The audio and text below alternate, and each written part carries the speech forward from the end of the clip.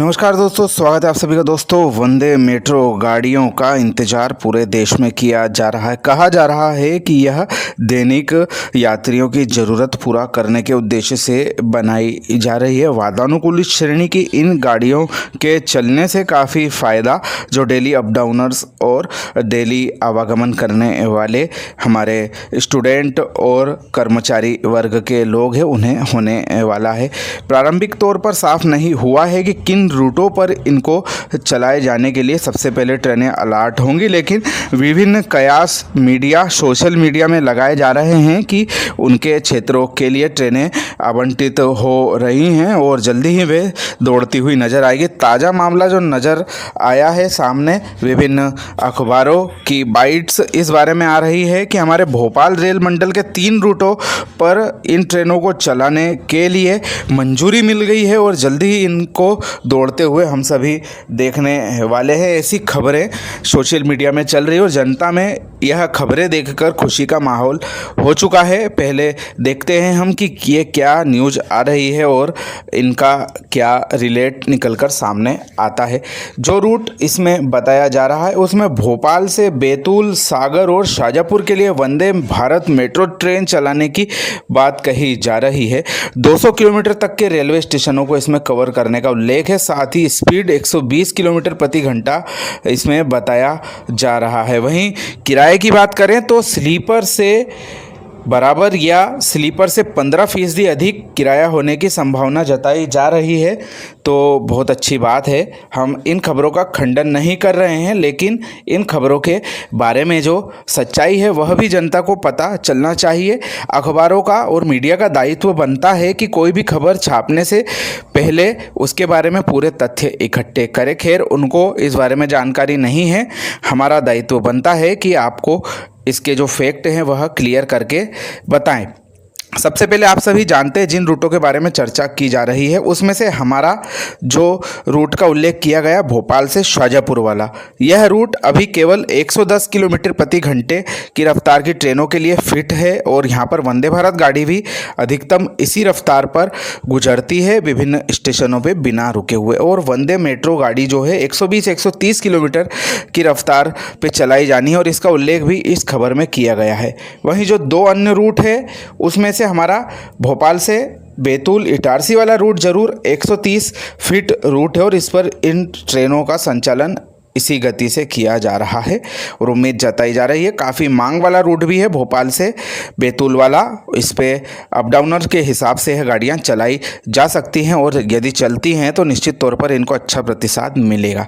वहीं जो दूसरा रूट इसमें बताया गया भोपाल से सागर वाला, इस रूट पर भी काफ़ी डिमांड है क्योंकि जो अन्य गाड़ियाँ इस रूट पर चलती है उनमें पैर धरने की भी जगह नहीं मिलती है और इसका काफ़ी फ़ायदा जो छोटे शहर मिडिल आय वर्ग हैं उनको मिल सकता है, जिसमें कि हमारा सांची, विदिशा, गंज, बासोदा, मंडी, बामोरा, बीना, खुरई, सागर स्टेशनों को काफ़ी फ़ायदा मिलेगा। वहीं भोपाल से इटारसी रूट जो है बैतूल जाने वाली वंदे मेट्रो का इसमें बताया गया है, उसमें जो छोटे शहर हैं हमारे मंडीदीप हो गया, अब्दुल्लागंज हो गया, बुधनी, होशंगाबाद, इसके बाद में हमारे इटारसी बैतूल के बीच के जो शहर हैं इन सभी को फ़ायदा मिलेगा। बड़ी संख्या में यहाँ से अप डाउनर लोग आवागमन करते हैं। अब तीसरे रूट की हम चर्चा करते हैं।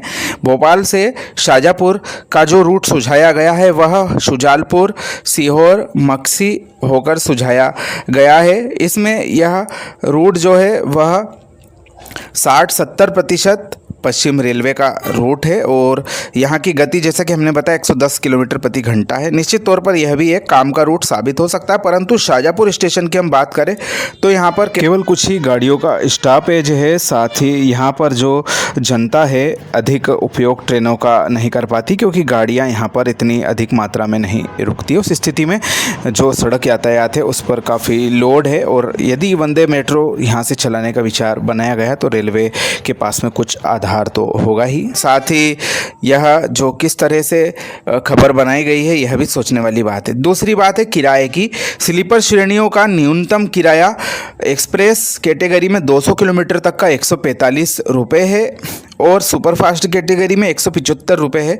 यदि प्रतिदिन आवागमन वर्ग के हिसाब से इस वर्तमान में 100 किलोमीटर की एमएसटी बनवाने का एक्सप्रेस गाड़ी का किराया 440 रुपये महीना और सुपरफास्ट गाड़ी के लिए 665 रुपये महीना है। तो ऐसे में साथ ही संदर्भ के तौर पर मुंबई की एसी ईएमयू गाड़ी का चर्चगेट से विरार 60 किलोमीटर रूट का जो मंथली पास है वह करीब 2200 रुपये का है और हमारी वंदे मेट्रो गाड़ियाँ 200-250 किलोमीटर की रेंज में यात्रियों के लिए उपयोग में आने वाली है। तो उनका किराया कितना रहेगा इसका अंदाज़ा आप खुद लगा सकते हैं। वंदे मेट्रो कैटेगरी की ट्रेन चलाने के लिए जो पास बनेगा वह इतने रुपए के आसपास बनेगा। तो क्या हमारे क्षेत्र की जनता इसके लिए तैयार है प्रीमियम कैटेगरी में सफ़र करने के लिए? हमें वंदे मेट्रो, वंदे भारत या किसी भी नई गाड़ी से कोई परेशानी नहीं है।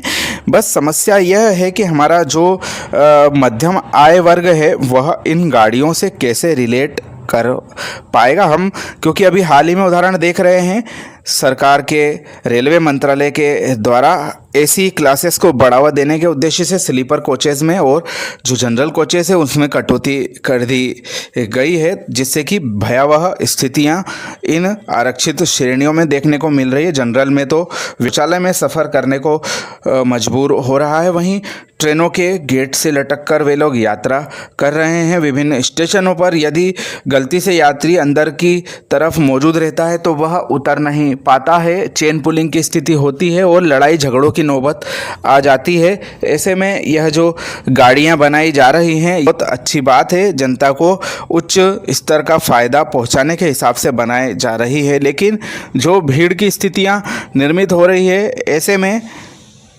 सुरक्षा मापदंड का भी ध्यान रखना काफ़ी ज़रूरी है। और क्या इतनी ज़्यादा कैपेसिटी की भीड़ यह गाड़ियां झेल सकेंगी, यह भी एक सोचने वाली बात रहेगी।